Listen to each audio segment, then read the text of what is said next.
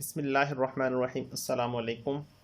आज के इस लेक्चर के अंदर हम बात करेंगे पैथोलॉजी ऑफ स्टमक में। ठीक है, पैथोलॉजी ऑफ स्टमक में बेसिकली हमारे पास बहुत ज़्यादा डिजीज़ आती हैं। जो इस चैप्टर के अंदर हम बात करेंगे वो हमारे पास होगा गैस्ट्रोपैथी और गैस्ट्राइटिस। ठीक है, तो ये मीडियम रॉबिन है, इसका ये वाला टॉपिक जो है ना गैस्ट्रोपैथी और गैस्ट्रो एक्यूट गैस्ट्राइटिस, इसके बारे में आज हम बात करने जा रहे हैं। तो जब हम स्टमक की पैथोलॉजी के बारे में बात करते हैं बेसिकली, तो हमें पैथोलॉजी से पहले हमें एनाटॉमी और फिजियोलॉजी के बारे में पता होना चाहिए कि कौन कौन से सेल्स जो हैं वो स्टमक की वॉल्स बनाते हैं और उनका फंक्शन क्या होता है।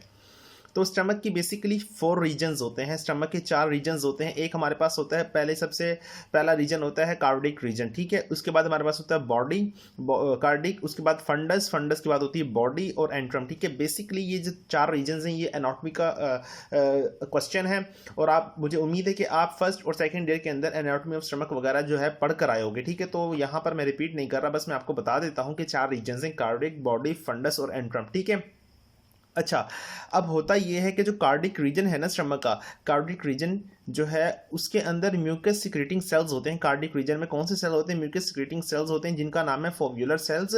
ठीक है, फोव्यूलर सेल्स होते हैं, म्यूकस सिक्रेटिंग सेल्स होते हैं और ये फोव्यूलर सेल्स कहलाते हैं। ठीक है, जबकि जो बॉडी होती है, बॉडी और फंडस है, उसके अंदर पेराइटल और चीफ सेल्स होते हैं रिस्पेक्टिवली, जो कि HCl सिक्रेट करते हैं। पेराइटल सेल्स और चीफ सेल्स जो हैं वो पेप्सिनोजिन सिक्रेट करते हैं।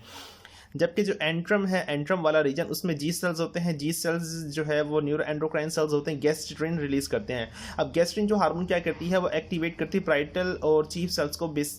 तो मोस्टली ये पेराइटल और चीफ सेल को जब एक्टिवेट करती है तो HCl और पेप्सिनोजेन की सिक्रीशन को ये ज़्यादा कर देती है। ठीक है, तो गैस्ट्रिन का फंक्शन है इनकी एक्टिवेशन करना और उसकी जो आगे फर्दर सिक्रीशंस हैं उनको, जो फर्दर सिक्रीशंस हैं उनको इन्हांस करना। ठीक है, अच्छा, जो सिक्रेटिंग फोव्यूलर सेल्स होते हैं जो कि म्यूकस सिक्रीट करते हैं वो बेसिकली शैलो ग्लैंड होते हैं। बाकी जितने भी ये डीप ग्लैंड्स होते हैं। ठीक है, अच्छा, तो अगर मैं दिखाऊं आपको तो यहाँ देखें आप, बेसिकली टाइप ऑफ सेल में पेराइटल है, पेराइटल को ऑक्जेंटिक सेल भी कहते हैं। अब ये एसिड सिक्रीट करते हैं और इंट्रिंसिक फैक्टर्स सिक्रीट करते हैं।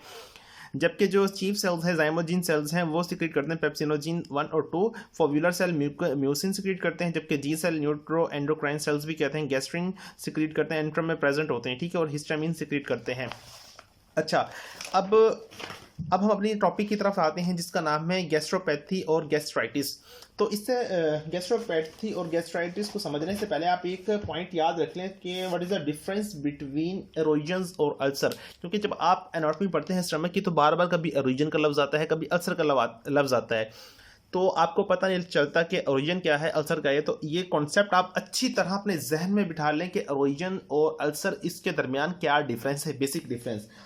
अच्छा, जो बेसिक डिफरेंस है, ओरिजिन का मतलब है अगर जो आपकी एपिथेलियल लेयर है स्टमक की, सिर्फ और सिर्फ एपिथेलियल लेयर जो है, अगर एपिथेलियल लेयर या म्यूकोजा के अंदर कोई डिफेक्ट आ जाए और सब म्यूकोजा को पेनिट्रेट ना करे, यानी सुपरफिशियल डिफेक्ट है जो सिर्फ म्यूकोजा के लेवल तक है, उसको हम कहेंगे ये हमारे पास है एरोजन। जबकि अल्सर वो होता है कि इतना स्वेयर डिफेक्ट हो कि म्यूकोजा को भी पेनिट्रेट कर जाए और सब म्यूकोजा को भी पेनिट्रेट कर जाए और साथ के साथ जो मस्क्यूलरिस प्रोप्रिया है उसको भी पेनिट्रेट कर जाए, उस सिचुएशन में हम कहेंगे कि वो अल्सर है।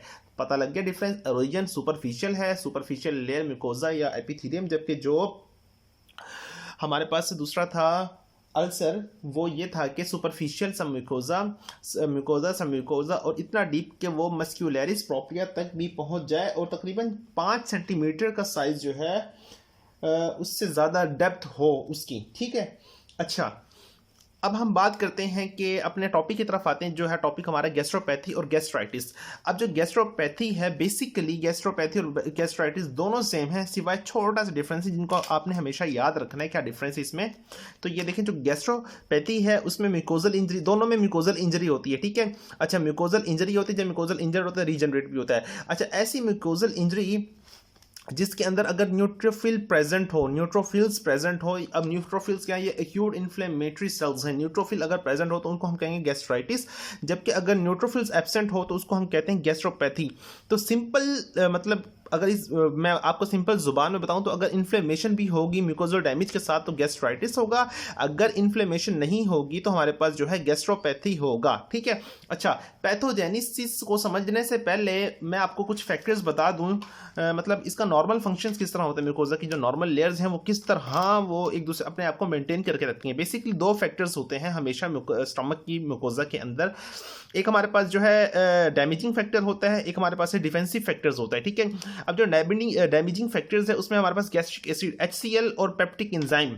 अब इनका क्या मेन रोल है, इनका रोल है डाइजेशन के अंदर, लेकिन साथ साथ जब ये डाइजेशन करते हैं प्रोटीन्स की तो आपकी जो स्टमक की वॉल है वो भी प्रोटीन इन नेचर है। ठीक है। तो उसको भी चांस है कि डाइजेस्ट कर सकते हैं, तो उनको डैमेज कर सकते हैं। तो बेसिक हमारे पास डैमेजिंग फोर्स है गैस्ट्रिक एसिडिटी और पेप्टिक एंजाइम। ठीक है। जबकि जो हमारे पास डिफेंसिव फोर्स है जो इसको काउंटर एक्ट करते हैं उसमें हमारे पास आता है कि सरफेस म्यूकस सिक्रीशन होती है। एक तो सरफेस म्यूकस सिक्रीशन, ये सरफेस म्यूकस सिक्रीशन है।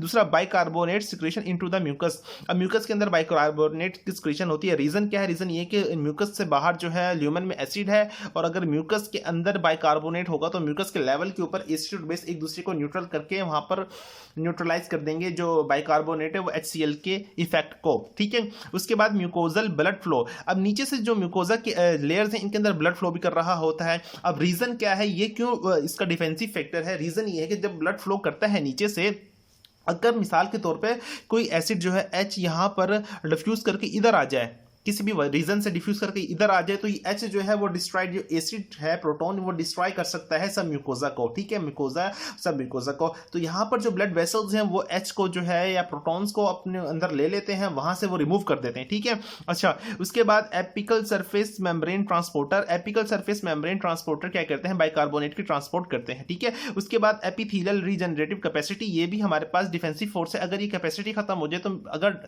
मिसाल के तौर पर एसिड डैमेज भी कर दे तो हमारे पास जो म्यूकोजा है वो रीजनरेट नहीं कर पाएगी। जब वो रीजनरेट नहीं कर पाएगी तो फिर उसके चांस ज्यादा हैं कि वहां पर डेवलप हो सकता है गैस्ट्राइटिस या गैस्ट्रोपैथी, या फर्दर अगर कॉम्प्लिकेशन ज्यादा देर तक हो तो अल्सर भी डेवलप हो सकता है।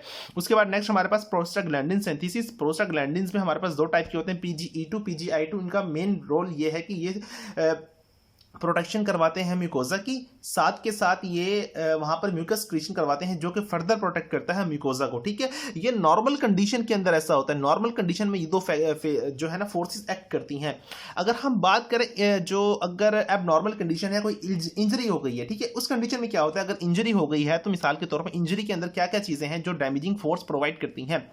तो अगर इन्फेक्शन हो, H. पाइलोरी का बैक्टीरिया है पाइलोरी, उसका इन्फेक्शन हो जाए तो वो भी इंजरी कर सकता है। NSAID हो गई, एस्पिरिन हो गई, ये जो है प्रोस्टाग्लैंडिन की सिंथेसिस को डिक्रीज करते हैं जिसकी वजह से इंजरी हो सकती है।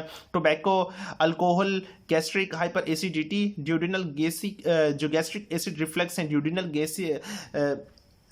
गैस्ट्रिक रिफ्लेक्स हैं, तो वो भी क्या कर सकते हैं? इंजरी। ड्यूडिनल गैस्ट्रिक रिफ्लेक्स क्या होते हैं? वो ये कि जब आपका जो फूड है स्टमक से जाता है ड्यूडेनम के अंदर, नॉर्मली अगर कोई ऐसा रिफ्लेक्स हो कि आपका जो एसिडिक फूड है वो वापस मूव करके स्टमक के अंदर आ जाए और स्टमक के अंदर प्रोटेक्टिव लेयर भी प्रेजेंट ना हो म्यूकोजा की, तो वहां पर वो जो एसिडिटी होती है फूड की वो डिस्ट्रॉय कर सकती है मेम्ब्रेन को स्टमक की। ठीक है। अच्छा, ये तो हमारे पास थी वो फोर्सेस जो कि इंजरी करती हैं या डैमेजिंग फोर्सेस हैं। ठीक है। उसके बाद हमारे पास वो फोर्सेस इंजरी के केस में वो फोर्सेस जो कि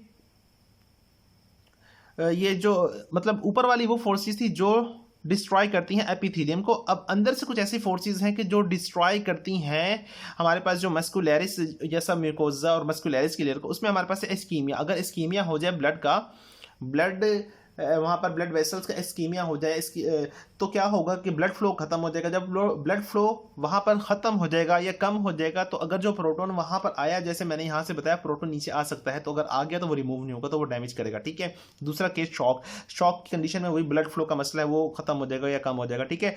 तीसरा डिलेड गैस्ट्रिक इम्पिटिंग। जितनी डिलेड गैस्ट्रिक की इम्पिटिंग होगी उतनी देर तक एसिडिक फूड जो है आपके ल्यूमन में रहेगा गैस्ट्रिक के, और चांस बनाएगा कि वो डिस्ट्रॉय कर सकता है आपकी वॉल को स्टमक की। ठीक है। तो कुछ होस्ट फैक्टर्स होते हैं, जिस तरह हमारे पास इन्फ्लेमेटरी साइटोकाइंस अगर रिलीज हो जाएं तो वो भी डैमेज कॉज कर सकते हैं। ठीक हो गया। तो ये नॉर्मल थी इंजरी की कंडीशन में, मैंने आपको बता दिया। ठीक है।